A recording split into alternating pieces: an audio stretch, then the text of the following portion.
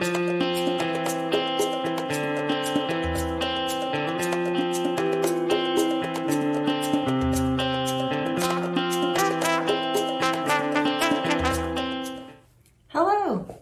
to Curious Classroom Adventures Math Games.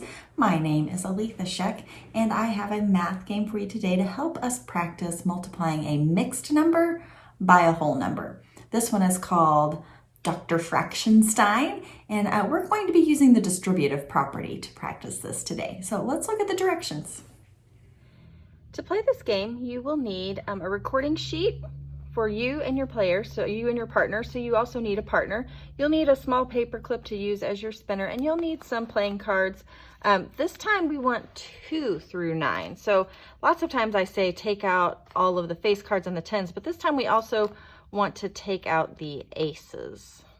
Okay, and there's my last ace. So we'll just put those over to the side. Shuffle them up a little bit again. Okay, so on our turn, what we're going to do is draw 3 cards.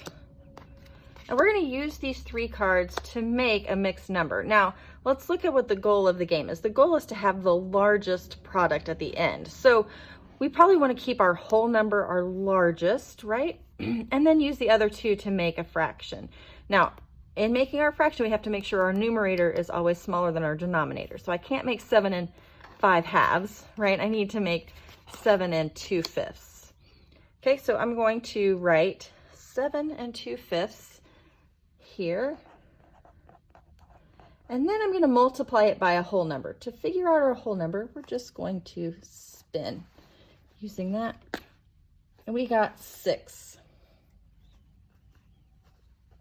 Okay, then we're going to use this break it apart strategy to multiply this mixed number by a whole number.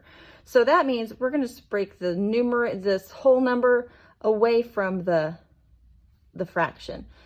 Use the distributive property here. So we'll do 7 times 6 plus 2/5 times 6. And we'll figure out each piece. All right, 7 times 6 is 42. And then this one,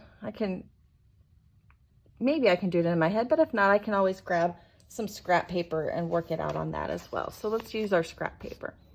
2/5 times 6 equals 2 times 6 is 12, right? The denominator stays the same, 2 and 2/5.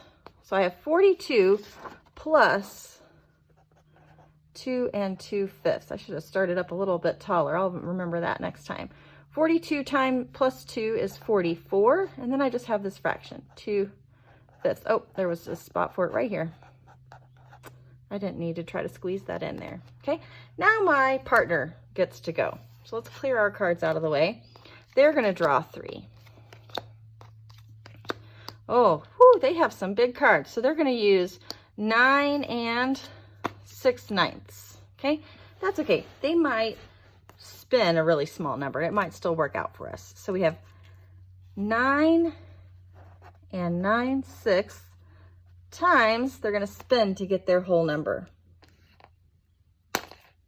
8. Oh, I think we're going to lose this one. Okay, so then we have 9 times 8, this 9 times 8, and then we'll do the fraction part. Oh, this should be 6/9. I just wrote it wrong.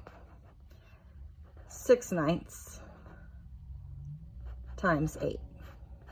All right, 9 times 8 is 72. Then I'm going to use my scrap paper again. 6/9 times 8, because I don't think I can do that in my head. Numerator times the whole number is 48. 6 times 8 is 48. And then the denominator stays the same. 48 divided by 9 goes in 5 times to get me to 45. And I've got 3 left over. So I have 3/9 as my new mixed number. So I have 72 plus 5 and 3/9. So 72 plus 5 is 77. And then I just have this fraction, 3/9. So then we're going to look at who has the largest solution. Well, 77 versus 44. Our partner definitely does. So they get a point for that round. Okay, then we'll play again. We'll just keep going down our chart where you draw 3 cards to make a fraction and a mixed number. So we have 4 and 2/4,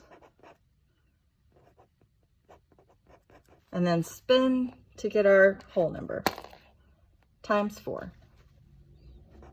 Okay, then we'll solve that and our partner will go, and then we'll compare our products again at the end to find out who earns the point for that one. So when you get to the end of the recording sheet, whoever has the most points, because they had the largest number, whoever had the most largest numbers is the winner at the end of Dr. Fractionstein. Have fun.